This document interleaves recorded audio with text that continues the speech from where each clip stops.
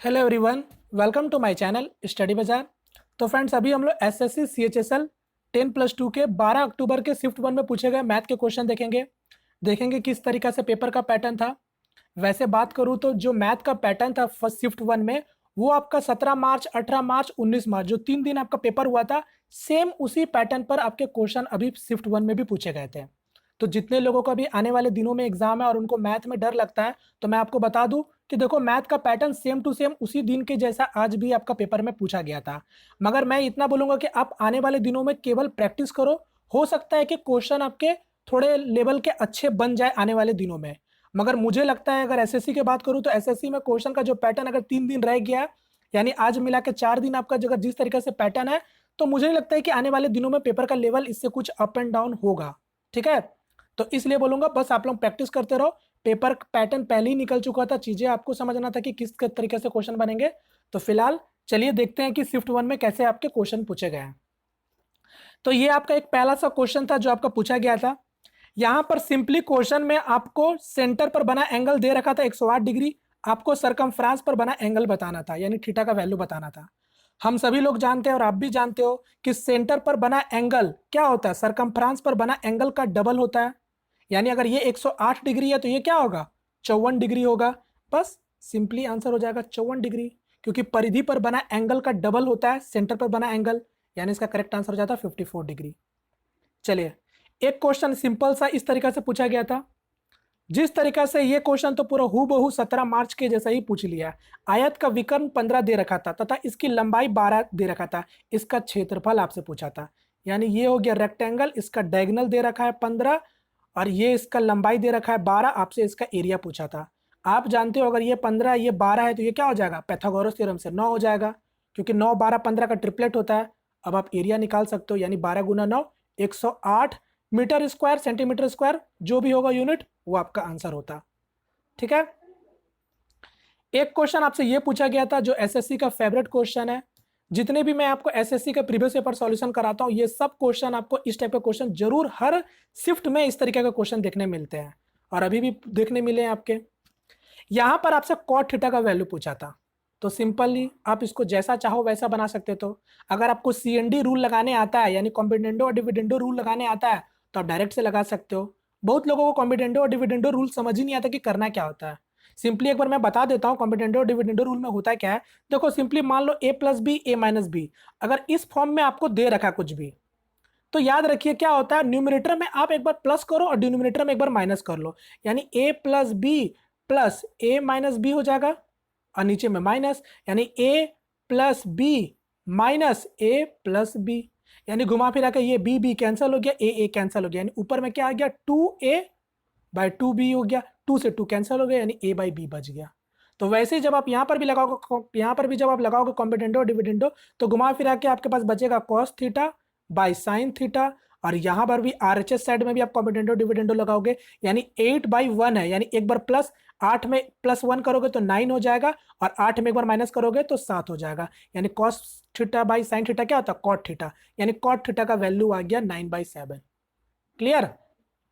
अगर ये चीज आपको फिर भी समझ नहीं आती है तो आपको तो ये तो पता ही होगा कि कॉस थीटा क्या होता है, बी बाई एच होता है, यानी बेस बाय हिपोटेनस होता है। तो ये चीज आप ऐसे भी कर सकते हैं। तो चीजें आपके ऊपर थी कि आप चीज कैसे समझते हो। मैं तो करके दिखा देता हूं। यहाँ पास ये पी है, ठीक है, पी माइनस एच है, एच एच दोनों साइड कट जाएगा, यानी घुमा फिरा के आपके पास बच गया बी प्लस पी बच गया और यहाँ पर बी माइनस पी हो गया, इक्वल टू क्या हो गया 8+1 हो गया। अब आपको पता है अगर बी का वैल्यू चाहिए तो दोनों को जोड़कर 2 से भाग दे दो, यानी 8 + 1 9, 9 का आधा 4.5। पी का वैल्यू चाहिए तो दोनों का डिफरेंस का आधा कर दो, यानी 8 से जाएगा 7, 7 का आधा 3.5। अब कॉट थीटा क्या होता है, बी बाई पी होता है, यानी 4.5/3.5। तो घुमा फिरा के आंसर आपका बदलने वाला थोड़ी है, पॉइंट से पॉइंट कैंसिल, यानी 5 से काटोगे तो 9/7। क्लियर? जैसा चाहे वैसा आप बना सकते थे। तो इतना कुछ करना नहीं था, तो केवल मैंने बताया स्टेप की हुआ कैसे। एक क्वेश्चन आपसे ये पूछा गया था, यहां पर आपसे एक्स का वैल्यू पूछा गया था। अब देखो, आपको पता होना चाहिए कॉस का वैल्यू, देखो दो कंडीशन दे रखा था आपको। देखो यहाँ पर क्या एलएचएस में कॉस एक्स माइनस वाई है और यहाँ पर क्या है √3/2 है। अब आपको पता होना चाहिए कि कॉस का वैल्यू कितने डिग्री पर √3/2 होता है, ये चीज़ पता है तो आप इसको बना लोगे दोनों साइड कंपेयर करके। तो यहाँ पर मैं करके भी दिखा देता हूँ, कॉस एक्स माइनस वाई हो गया, और यहाँ पर आपका कॉस का वैल्यू 30 पर आपका वैल्यू क्या होता है, √3/2 होता है, यानी यहाँ पर मैं सिंपली लिख देता हूँ 30 डिग्री। उसी तरीके से नीचे भी आपका क्या हो जाएगा, साइन एक्स प्लस वाई हो जाएगा इक्वल टू। अब यहां पर देखो क्वेश्चन कुछ लोग बोल रहे थे कि √2 नहीं था 2 था, तो कोई टेंशन वाली बात नहीं, क्वेश्चन जैसा भी हो, क्योंकि ये सब मेमोरी बेस्ड क्वेश्चन है। अगर 2 होगा तो साइन का वैल्यू 1/2 कितने डिग्री पर देता है, 30 डिग्री पर देता है।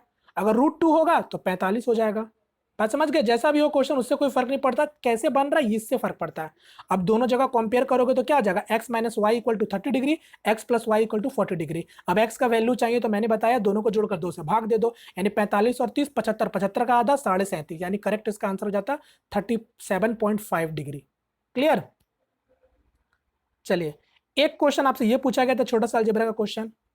मैं आपको बार बार बताता हूं कि देखो कभी भी प्रोडक्ट नंबर में अगर आपको दिया जाता है तो वहीं से चीजें आपको समझ आ पाती है कि नंबर क्या क्या हो सकता है। अब ऐसा भी वैल्यू अगर आप यहां पर देखो एक्स वाई क्या है, 5 है, अब आपके दिमाग में कुछ अल्टर वैल्यू चल रहा है, जैसे कि सपोज दैट किसी के दिमाग में चल सकता है कि 2.5 इंटू 2 भी तो हो सकता है। बताओ ऐसा वैल्यू अब तक आप लोगों ने कभी देखा है 2.5? या तो होगा ही नहीं डायरेक्ट, कुछ वैल्यू होगा ही नहीं, या फिर ऐसे तो वैल्यू होते नहीं है। सिंपली दिमाग में चल रहा है कि कहीं ना कहीं 5 गुना 1 ही हो सकता है। जब आप ये वाला चीज है, जब आप ये चीज जज कर लिए कि x का वैल्यू 5, y का वैल्यू 1, यानी 5 गुना 1 5 हो सकता है, तो यहां पर भी पुट करके देखो क्या इसको होल्ड कर रहा है। तो x का वैल्यू 5, y का वैल्यू 1, यानी 5 से 2 जाएगा तो 3, यानी ये भी होल्ड हो गया, ये भी होल्ड हो गया। बस यहाँ पर पुट करके आंसर निकाल दो। जब होल्ड नहीं हो पा रहा है या जब नहीं हो पा रहा तो फिर फॉर्मूला से बना लो, कोई फर्क नहीं पड़ता है। तो एक्स स्क्वायर क्या हो जाएगा, 5 का स्क्वायर 25 माइनस 4, यानी 21 इसका करेक्ट आंसर हो जाएगा। क्लियर। एक क्वेश्चन ये पूछा गया था आपका अलजेब्रा का क्वेश्चन। अब ये क्वेश्चन सब भी बहुत पॉपुलर क्वेश्चन है, ऐसे ऐसे क्वेश्चन डायरेक्ट डायरेक्त बहुत बार बने हैं। मैंने जो आपको कराया था टीसीएस वाली अलजेब्रा वाली वीडियो, जो जिसमें मैंने एसएससी के जितने भी एग्जाम के क्वेश्चन रिसेंट में 2018-19 में जितने भी पेपर हुए थे, साथ में आपके रेलवे एग्जाम में भी जो भी क्वेश्चन पूछे गए थे अलजेब्रा से, मैंने सारा मिक्स करके पूरा एक कंप्लीट अलजेब्रा का वीडियो बनाया था, जिसमें मैंने हर एक टाइप का क्वेश्चन को कवर किया था। तो ये क्वेश्चन तो डायरेक्ट आपसे पूछ लिया गया, इतना का वैल्यू बताओ बस। अब इसका एक सुपर इंपॉर्टेंट एक छोटा सा फॉर्मूला होता है, उम्मीद करता हूं सभी लोगों को पता होगा। नहीं पता तो एक बार मैं लिख देता हूं, चीजें आपको समझ आ जाएगी। ठीक है, देखो फॉर्मूला क्या होता है, A cube plus B cube plus C cube minus 3ab, ये तो होता है। फिर क्या होता है, A plus B plus C, फिर यहां पर आपका क्या हो जाएगा, A square plus B square plus C square minus फिर से ए बी सी सी ए। अब ध्यान दीजिएगा फॉर्मूला आपका ये वाला होता है, ठीक है, मगर यहां पास अगर आप देखोगे आपको निकालना ये वाला है, और ये वाला भी गिवन है आपको, आपको ये भी गिवन है, मगर ए स्क्वायर बी स्क्वायर सी स्क्वायर आपके पास गिवन नहीं है। अगर बेसिक के टर्म में बात करूं तो फिर आप क्या करना पड़ेगा, आपको ए स्क्वायर बी स्क्वायर सी स्क्वायर भी निकालना पड़ेगा। तो फिर कैसे निकालोगे, ए प्लस बी प्लस सी का होल स्क्वायर करके निकालोगे। ठीक है, ये एकदम प्रॉपर फॉर्मूला होता है। अब इसी को जब हम लोग डिराइव करके डायरेक्ट अगर हम लोग चाहेंगे कि इसी फॉर्मूला से इसको निकालना, तो इसका भी एक छोटा सा होता है। जब आप इसको डिराइव कर दोगे ए स्क्वायर बी स्क्वायर सी स्क्वायर की जगह में जब आप इसको रिप्लेस करोगे तो फॉर्मूला क्या बन जाता है, ये मैं डायरेक्ट आपको बना के दिखाता हूँ। आपका A cube plus B cube plus C cube minus 3ab equal to, formula क्या होता है, A plus B plus C, ये तो एज इट इज रह जाएगा। अब आपका प्रोडक्ट में गुना में अब क्या होता है, आपका a प्लस बी प्लस सी का होल स्क्वायर, यानी a प्लस बी प्लस सी का होल स्क्वायर। तो होल स्क्वायर मतलब 18 का होल स्क्वायर कितना हो जाएगा, 324 हो जाएगा, minus thrice of A B B C C A, यानी आपका ये क्या हो जाएगा, इसका 3 गुना, यानी 107 गुना 3 कितना हो जाएगा, 321। ये हो गया डायरेक्ट फॉर्मूला। बात समझ गए। तो ये भी चीज़ जब आपको वो पता होता तभी आप यहाँ पर डिराइव करके आ पाते। तो ये सब डायरेक्ट फॉर्मूला जो याद करते तो इतना कुछ करने का जरूरत नहीं है। यानी 324 में से 300 की जगह 3, यानी 18 गुना 3 54, करेक्ट आंसर इसका 54 हो जाता। चलिए, एक क्वेश्चन ये पूछा गया था सिंपल सा, 216 में बेचने पर 10% का हानि होता है, वस्तु का क्रय मूल्य बताओ। यानी 10% का हानि होता है मतलब समझते हो, 1/10 में 10 का हानि हो रहा है मतलब 9 का ही रेशियो का वैल्यू दे रखा 216। आपसे सिंपली पूछा था 10 रेशियो का वैल्यू बताओ, तो 9 से काटोगे तो कितने बार में कट जाएगा, 9 2 18 24, यानी 240 का वो समान होगा, यानी करेक्ट आंसर 240। एक क्वेश्चन ये पूछा गया था सिंपल सा, ये पूछा गया था आपका एसआई से क्वेश्चन। हालांकि अगर बात करें, अगर इसका अगर आपको सीएचएसएल का अगर अच्छा पैटर्न का क्वेश्चन का प्रैक्टिस करना है, अगर जिनको लग रहा है कि हो सकता है क्वेश्चन आने वाले दिनों में बढ़ सकता है लेवल, तो 2019 का आप लोग देखना, जो एग्जाम हुआ था आपका 2019 में सीएचएसएल का 2018 वालों के लिए अच्छा लेवल था क्वेश्चन का। अब तो लेवल घटा दिए गए हैं, तो समझ सकते हो कंपटीशन और आपका हाई हो जाएगा इस चीज में भी। तो फिलहाल यहाँ पर देखो, क्वेश्चन में आपको मूलधन दे रखा था, मिश्र धन भी दे रखा था, आपको दर भी दे रखा था, समय आपसे पूछा था, यानी प्रिंसिपल अमाउंट दोनों दे रखा था, और आपको रेट भी दे रखा था, समय आपसे पूछा गया था। तो देखो कितना रुपया बढ़ रहा है, 35,000 से 45,000 हुआ है, यानी सिंपली आप समझ सकते हो 10K आपका बढ़ रहा है। कितने में से? 35K में से, यही तो आपका होगा ना। और यहाँ पर देखो देखो मेरी बात को समझो, 10,000 रुपया बढ़ रहा है, किसमें से? प्रिंसिपल अमाउंट में से। आप इसका परसेंटेज जब आप निकालोगे तो यही तो होता है रेट इंटू टी। बात समझ आ रहा है मैं क्या बोल रहा हूँ? तो यहाँ पर आपसे समय पूछा था, रेट आपको पता था, रेट आपका 10% का है, तो ये 10% आप इससे काट सकते थे कि नहीं काट सकते थे? के से के का वैल्यू कट जाएगा, यानी आप घुमा फिरा के 5 से काटते तो 7 आ गया, 5 से काटते तो 20, यानी समय आ गया 20/7 साल। क्लियर?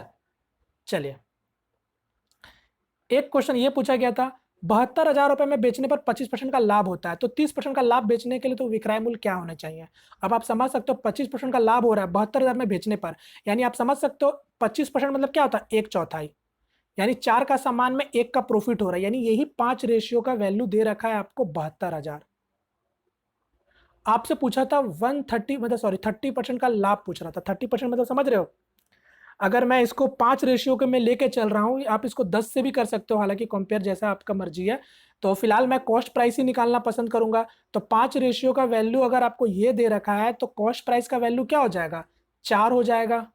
अब आप यहाँ पर 30% मतलब आपका मैं कर सकता हूँ 13/10, यही होगा, डायरेक्ट आप सॉल्व कर सकते हो यहाँ पास। तो यहाँ पर क्या हो जाएगा? 0 से 0 कैंसिल हो गया, 5 से काटना चाहो तो काट सकते हो, यानी यहाँ क्या होगा? 13 चौके 52 हो गया, 13 चौके 52, और ये 72 और ये 100 अलग कर दो, यानी 5 से काट देंगे 20 बार में, यानी यही आपका क्या हो जाएगा?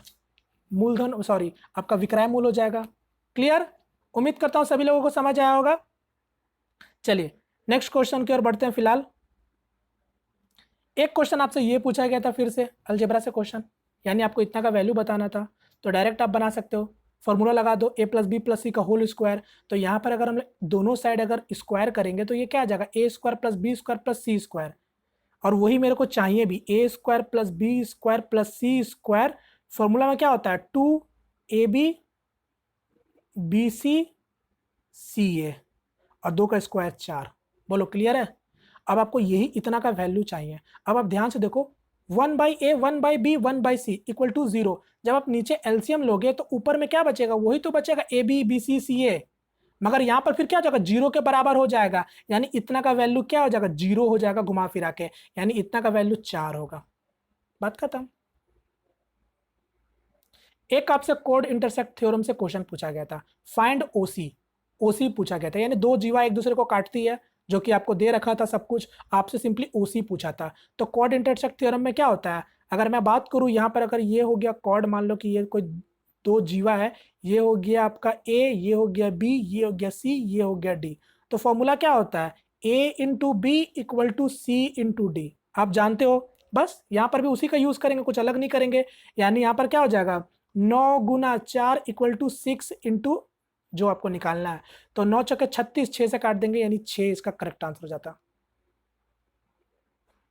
एक क्वेश्चन आपसे ये पूछा गया था, अब देखो यहाँ पर सिमिलर ट्रायंगल का प्रॉपर्टी आप अगर जानते हो तो बहुत आसानी से इसको भी कर पाते। ये फिगर हो गया, यहाँ पर ML और LN का रेशियो दे रखा था 1 और 2 के अनुपात में, ये हो गया 1, ये हो गया 2। ML जबकि आपको दे रखा था, ML का एग्जैक्ट वैल्यू 3 था, यानी अगर एक रेशियो का वैल्यू अगर 3 होगा तो आप मुझे बताओ MN का पूरा वैल्यू क्या हो जाएगा?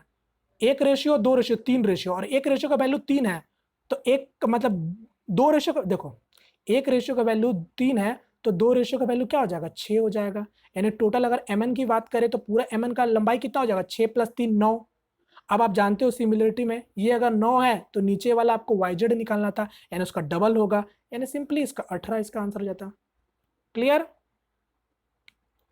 एक क्वेश्चन आपसे ये पूछा गया था, ए और बी का वर्तमान आयु का अनुपात 3 और 2 है, उनका आयु का अंतर 24 वर्ष है, तो 3 वर्ष के बाद एक आयु कितनी होगी। बहुत सिंपल सिंपल क्वेश्चन पूछे गए और आने वाले समय में मुझे लगता है सिंपल सिंपल ही क्वेश्चन पूछे जाएंगे। अब देखना पड़ेगा कि कैसे क्वेश्चन पूछे जाएंगे। फिलहाल टेंशन लेने वाली एकदम भी बात नहीं है। 3 और 2 रेशियो दे रखा है, डिफरेंस भी दे रखा है 24 साल का, यानी एक रेशियो का वैल्यू दे रखा है 24 का, तो 3 का मतलब क्या हो जाएगा, 72 हो जाएगा। आपसे 1 का 3 साल बाद का उम्र पूछ रहा है, यानी 72 में 3 साल और जोड़ दो, 75 इसका करेक्ट आंसर हो जाएगा। क्लियर। एक क्वेश्चन आपसे ये पूछा गया था।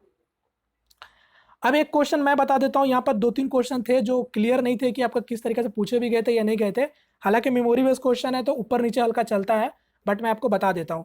एक क्वेश्चन आपसे ये एग्जैक्टली पूछा गया था, समथिंग कुछ इसी तरीके से था कि कोई 8600 3 लोगों के बीच में डिवाइड हो रही है। ठीक है, नाम कुछ भी हो सकता है, ABC या फिर XYZ, इन तीनों के बीच में डिवाइड हो रही है। बोला गया था कि X और Y के बीच में रेशियो 3 और 4 के अनुपात में है पैसे, और Y और Z के बीच में जो अनुपात है वो आपका 5 और 2 के अनुपात में है। आपसे सिंपली पूछा गया था Y का रेशियो बताओ कितने रुपए होंगे। बात समझ गए, यानी XY का रेशियो दे रखा, YZ का रेशियो दे रखा, आप तीनों का रेशियो एक साथ निकाल सकते हो, बस इसी अनुपात में Y का आपसे रेशियो पूछा था। क्लियर, उम्मीद करता हूं सभी लोगों को समझ आया होगा। आप सिंपली 3 और 4 दे रखा, 5 और 2 रेखा दे रखा है, यानी ये 7 हो गया, यहां पर भी 7 हो गया, यानी तो घुमा फिरा के अगर मैं बात करूं, देखो 4 3 7 और 5 2 7 हो गया, यानी ये ठीक है, ये YZ है ना, ठीक है, X का वैल्यू 3 है, Y का वैल्यू 4 है, यानी मैं क्या करता हूं, यहां पर देखो X 3 है और Y यहां पर 4 है, यहां पर 5 है, तो मैं दोनों को बराबर कर लेता हूं, तो यहां पर मैं 5 से गुना कर देता हूं और यहां पर 4 से गुना कर देता हूं, बस बात खत्म। ये 20 बन गया और ये भी यहाँ पर 20 हो गया, यानी X का वैल्यू आ गया 15 और यहाँ पर Y का वैल्यू आ गया 20 और आपका Z का वैल्यू आ गया 8। तो इसी रेशियो में आपके पैसे बटे होंगे उन लोगों के बीच में। अब जो डेटा था उस हिसाब से इसी तरीके से आपके बनते हैं। समझ गए बात को। चलिए, आपका एक क्वेश्चन ये भी पूछा गया था, इसमें पूरा क्लैरिटी नहीं है कि ये पूछा गया था या नहीं पूछा गया था, बाद बाकी मैं बता देता हूं। एक पूछा गया था शायद cos 15 डिग्री का वैल्यू, ठीक है, क्योंकि कुछ लोग बोलते हैं 45 डिग्री का वैल्यू, तो 45 डिग्री का वैल्यू तो बहुत सिंपल हो जाता है। हालांकि एसएससी में ऐसे क्वेश्चन भी बन चुके हैं, कोई बड़ा बात नहीं है। अगर cos 15 डिग्री का वैल्यू पूछा गया था तो सिंपली वो आपसे cos A - B का फॉर्मूला पूछना चाह रहा था क्वेश्चन में। यानी यहाँ अगर 15 डिग्री का वैल्यू चाहिए तो डायरेक्ट आपको अगर याद है तो डायरेक्ट आप उसका आंसर बता सकते थे। अगर नहीं याद है तो आपको पता होना चाहिए, अगर मैं 45 डिग्री में अगर 30 डिग्री को लेस करूंगा तो ही जाके मेरा 15 डिग्री मिलेगा। यानी आप देख सकते हो cos A - B का फॉर्मूला अभी बन के आ गया। अब cos A - B का फॉर्मूला क्या होता है, cos 45 डिग्री, फिर आपका cos 30 डिग्री, माइनस है तो प्लस, फिर सेम इस जगह में sin 45 डिग्री और इंटू sin 30 डिग्री। अब वैल्यू आप पुट करके इसका आंसर आप बता सकते थे जैसा होता ऑप्शन में। क्लियर। तो इस तरीके के कुछ क्वेश्चन पूछे गए थे आपके फर्स्ट शिफ्ट में। तो उम्मीद करता हूँ चीज़ें आपको बेहतर तरीके से समझ आ चुकी है कि किस तरीके से पेपर में क्वेश्चन बन रहा है।